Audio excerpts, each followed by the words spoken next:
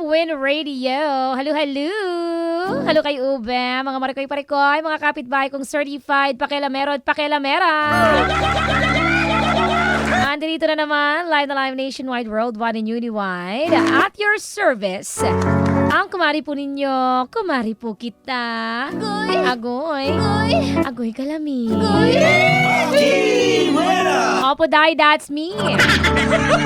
Handang dumamay sa ating mga kapitbahay may pinagdaraanan sa buhay. Always willing na willing. Maki-alam. Hatid sa atin ng Game Zone. Sino na naman kaya ang ating papakialamang buhay ngayon, mga kapitbahay? Punta na kayo sa ating Facebook page, 91.5 Win Radio Manila Facebook page. Naka-up na ang story dyan na dadamayan natin. Ang story ni Mira. Yan, si Mira na hindi sinabi kung taga saan siya. Okay lang naman yon, baka nahihiya siya para hindi na rin natin siya masugod. Sugod? O baka raw kasi kuyugin siya ng mga pakialamero at pakialamera natin mga kapitbahay. Grabe naman sa kuyog, hindi naman. Nakikichismis lang. Charing gola. Ayan po si Mira ha.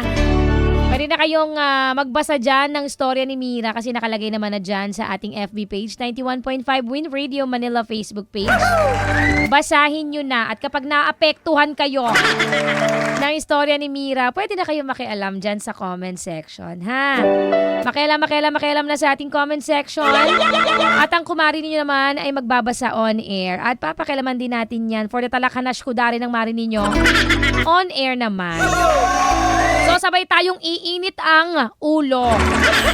Sabay tayong tatalakanash kuda dito sa Makialam. Kaya naman tayo na at pakinggan at makialam sa pinagdaraanan ni Mira. Makialam. Agoy! Agoy!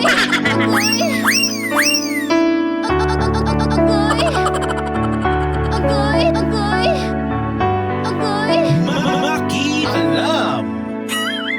Kinain ng kababata ko ang bibingka ko. Agoy. Hindi nagpapaalam. Kinain na lang basta-basta. Diyos ko pa! Kinakabahan ako. Teka lang, sandali ha. Maring Maki Rena. Magandang umaga. Fan na fan mo po ako, Maring Maki. Lalo na itong Makialam segment mo. Favorite na favorite ko. Thank you so much. Thank you. Maring Maki, gusto ko lang sana mag-share ng karanasan ko last Christmas season. 2024 pa po yun. Pero sariwa pa rin sa aking alaala. Agoy!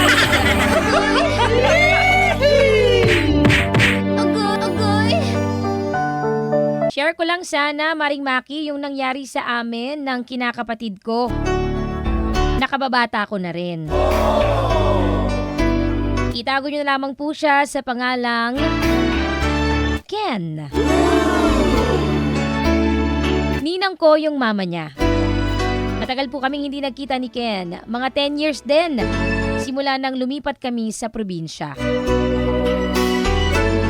Sobrang close kami noon. Kaya noong sinabi ng mama ko na sa ninang ko kami magpapasko during that time,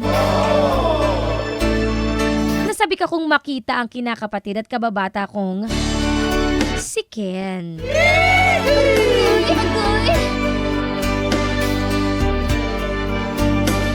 Noong una, nagkakahiyaan at ilangan pa kami. Pero nang tumagal, nagkukulitan na kami ni Ken.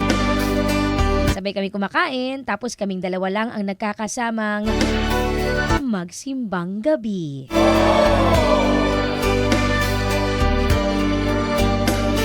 Single kami pareho at sa hindi inaasahang mga tagpo, sa kwarto niya after namin magsimba, pareho kaming nagkaaminan ng damdamin namin para sa isa't isa.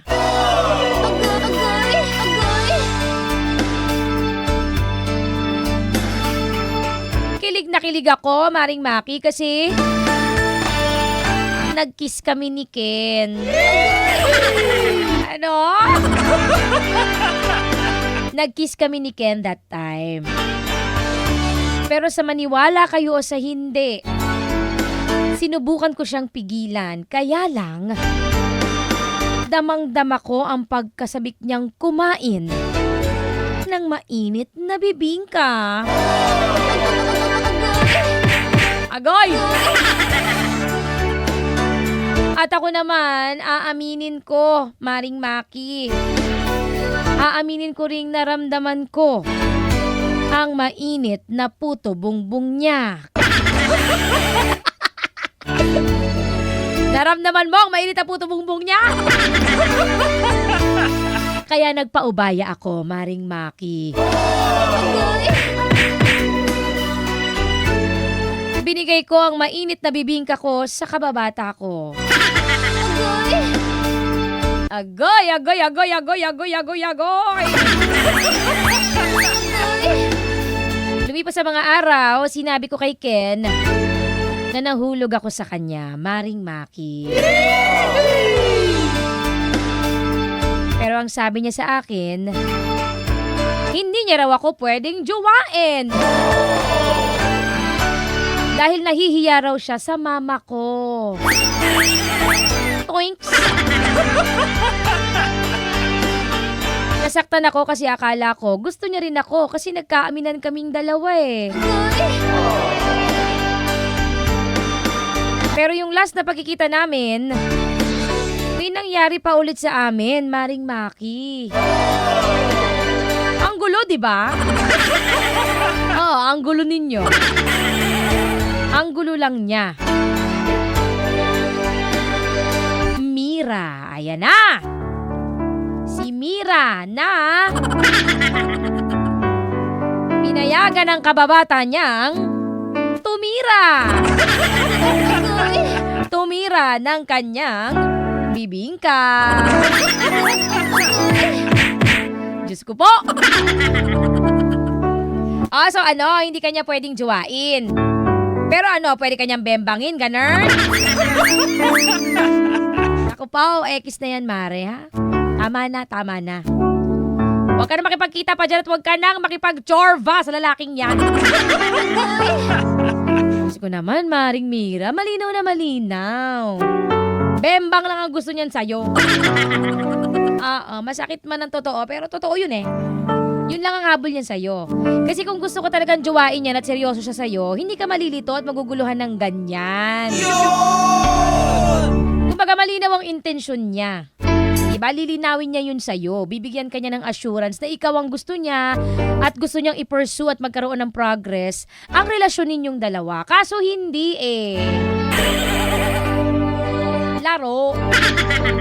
Oo, laro lang ang gusto niyan. Wala siyang balak magseryoso. Yan ang totoo niyan, ha? Nag-aaksaya ka lang ng panahon sa lalaking yan. Mauubos lang ang lakas mo dyan. Sayang. Ako sa'yo, izumba mo na lang yan. Mag-running era ka na lang. Sumama ka sa akin sa takbo. Mauubos lang ang lakas mo dyan sa lalaking yan eh. Lalaspagin ka lang yan.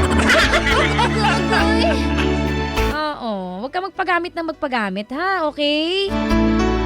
Ikaw rin naman kasi pumapayag ka. Alam mo na nga, di ba? Sinabi na nga niya sa'yo, di kanya kayang jowain. Nakipagkita ka pa ulit, bumembang ka pa ulit. Tapos ngayon, sabi mo, ang gulo niya. Ang gulo mo rin eh. Pumapayag ka kasi. Dapat di ka na pumayag na makipagkita kasi hindi ka naman pala gustong jowain. Wala naman pala talagang plano makipagrelasyon sa'yo. Pwede sana, nag-detach ka na, di ba? Hindi, na-attach ka pa lalo. Sumbong ko yan sa ninang mo eh. Maring Mira, know your worth, okay? In the first place, if you know your value or your worth, hindi ka para mag-settle sa kanyang uri ng atensyon at relasyon. Doon ka sa magbibigay sa'yo ng kapanatagan, kasiguraduhan at yung may malinaw na plano at intensyong makipagrelasyon. Okay, Maring Mira, kaya naman awat na, okay? Tama na yan. Siya lang ang nag-e-enjoy Ikaw egol na egol ka. Kasi unang-una, katawan mo yan, ikaw, pinamimigay mo lang kung kani-kanino. Egol na egol ka dyan. Tas pangalawa, ikaw ang hulog na hulog, siya wala lang. Parang ang taas ng tingin yan ngayon sa sarili niya. Di ba? Ang lapad ng balikat ni pare. Ang dak!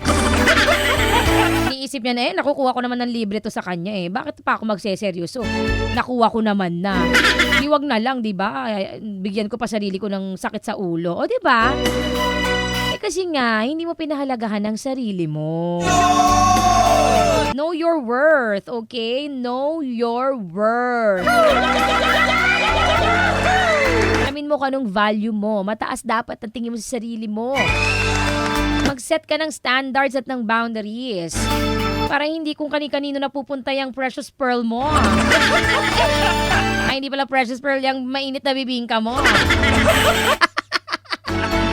Diyos ko po! Ang sarap sana ng puto bongbong with cheese. Kaya lang dahil sa kwento mo, parang ayoko na. Diyos ko. Mga kapitbahay, ano bang talakanash ko na natin dito kay Mira? Hala, sige, atake na kayo dyan sa comment section. Talakan nyo na to. Sa mga kapitbahay naman natin gusto ring matalakan ni Makirena. Gusto ring pakilaman ko ang mga buhay nila. Abay, willing naman ako. Makialam dyan. Mag-send lang kayo ng mga storya sa ating FB page, 91.5 Win Radio Manila Facebook page, or DJ Makirena Facebook page. That's Makirena, Makirena. Mag-follow lang kayo at mag-message kayo ng inyong mga storya, ha? Saka malay ninyo, malay niya. Malay siya. Kayo na ang ma-feature dito sa Maki Alam with Makirena.